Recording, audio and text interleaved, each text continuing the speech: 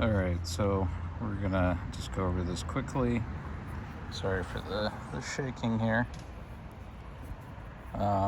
Basically, what you want to do is sort of abstract all of the types of interfaces. So when you do a cross-section, right, like let's say this is, like a counterbore, right? So you're gonna get this shape, and then you're going to get this shape for the bolt going through, right?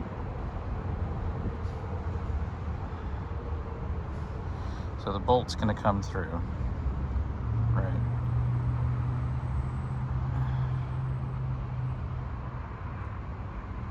So you're abstracting to this line here and this line here, right?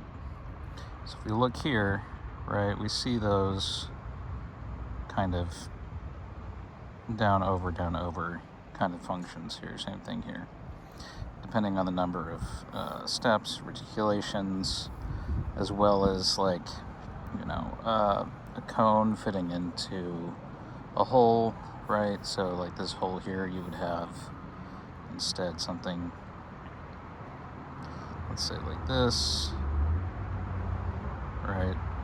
And then you would have some thing coming here and presses down into that, seals off this region. Sometimes it depends on the surface coming into contact, right? You're basically doing this, right, on this edge on both sides, right? So that's kind of all this is. It's just simplifying that so that when you go to do design work for interfacing, right, like this is two overlapping plates or surfaces, right, that are not quite part of each other. It's sort of an assembly. This would be like thread interfaces together, right? You have, let's say this is actually threaded, right? And then you would have the matching zigzag here, okay? And that's all it is. It's just this, right? But repeated. Similar here, you have like a ball bearing, or you have a round surface coming into a V or a cone, right? So if this was 3D, so you could take these and do revolves, right? You can kind of get an idea what that surface is going to look like. And so that's all this is that you basically broke it down into the like abstraction kind of primitives, if you will. And that's kind of it. You can ignore this. These are just doodles. But this section here is pretty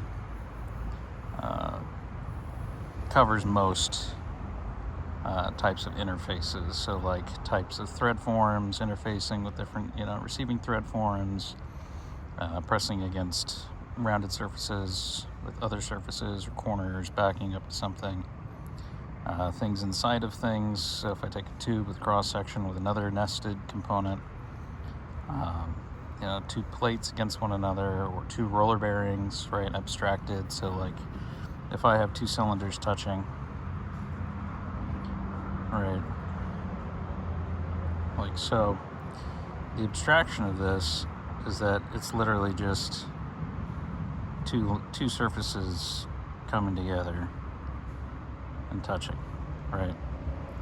So this will kind of simplify a lot of more difficult things in most engineering instances of where you're trying to come up with a solution to something, and this is always the hardest part.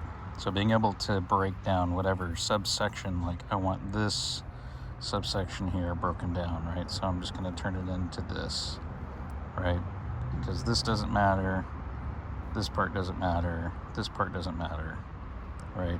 For the moment that I'm looking at, just this part is the part I care about. This surface touching this surface, right? And there's maybe like some clearance here in this area, right? And maybe in here, right? So then this also becomes important, and then this interface here becomes important, right? Because if this is rounded, right, and this is sharp, this is going to bump into that, right, for the bottom of this bolt. So that's kind of what I wanted to show you. I just wanted to kind of throw it out to the ether. Um, so yeah, give it a whack. See if you like it. Post comments below. Good luck.